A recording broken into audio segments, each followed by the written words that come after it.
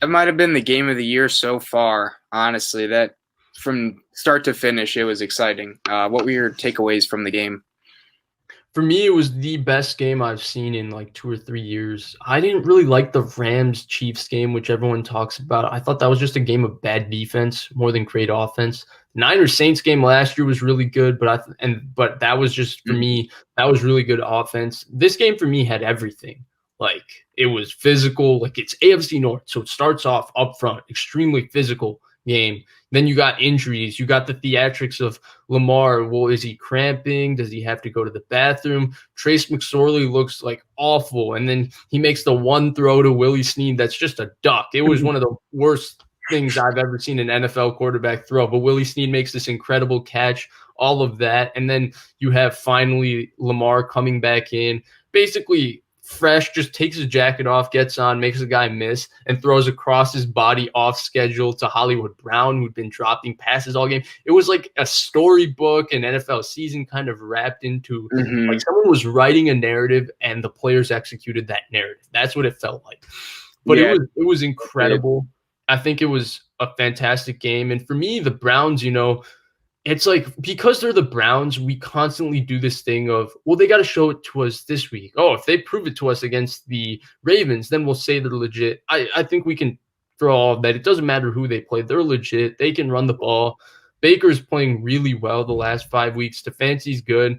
Their defense leaves a little bit to be desired, especially in their secondary, but they have so many injuries. I trust that Denzel Ward is going to come back. He's been playing like a top 10 corner when he's played. He's outstanding. And I have faith that the Browns are going to be good. I have faith that the Ravens are going to make the playoffs because they have a special quarterback. I know we wanted to talk about Odell, so we'll talk about Odell, right? Because Baker Mayfield seems to be playing great without Odell Beckham on the field. Yeah, and so the beginning of the season, Odell was healthy, and their offense was middling, right? Like it was average. I Great think run game.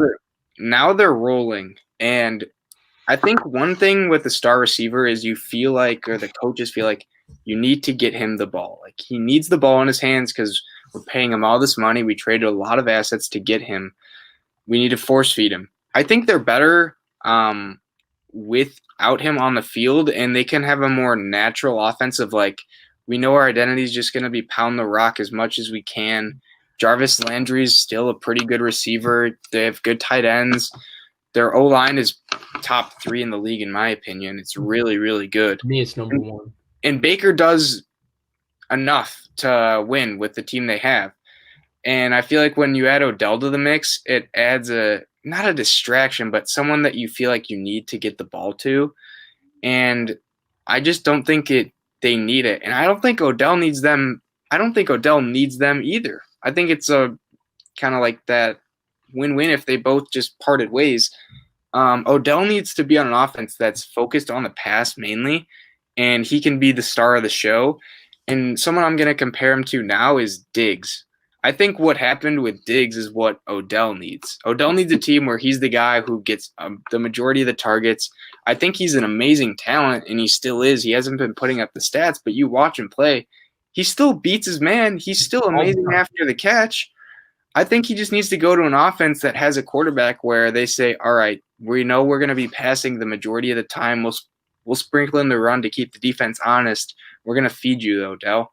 That's Right. not happening on the Browns, and the Browns don't need like that star receiver. They have their running backs. They need to Right. run the ball more. Right. The Browns' identity, right, is to run the ball, and they're very physical up front. I think it's the best offensive line in the NFL.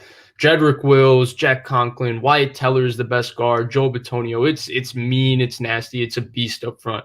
And I think you're right on, right? It's not just the numbers, like the numbers are indisputable that they're better. Baker's clearly better without Odell, but it's just when you watch them, there's a flow to their offense that you didn't feel with Odell Beckham on the field. Mm-hmm. And you could chalk it up to, well, new system, they were still getting comfortable with Stefanski. I think that's valid. I think it's part of it, but I just think Mm-hmm. there's just something that's not clicking there with them and Odell Beckham. And I don't think it's a criticism of Odell Beckham. I think too many No. people make it a criticism of Odell Beckham.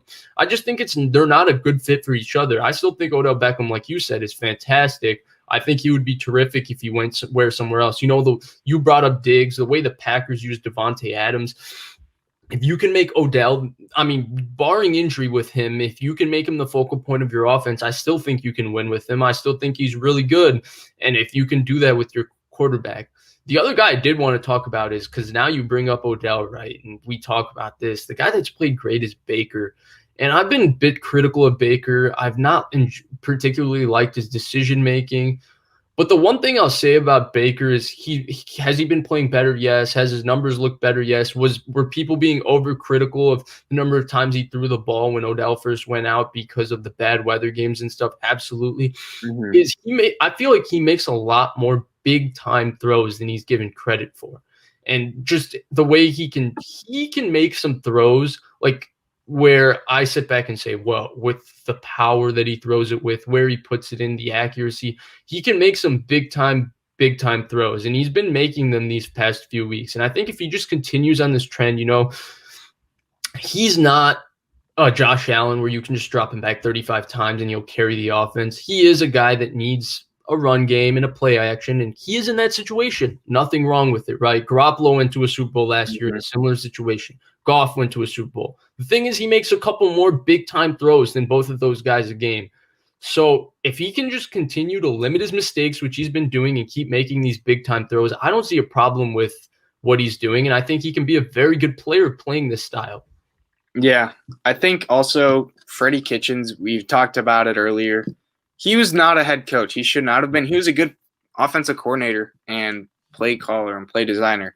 He's not a good coach, but Stefanski has been – I think he's been the best or second best for exceeding expectations. I think him and Flores are 1 and 2 in Coach of the Year, pretty interchangeable, whoever they give it to out of those two. But what he's done is instill a better culture in the Browns that they just haven't had with past coaches, and they know what they're going to do.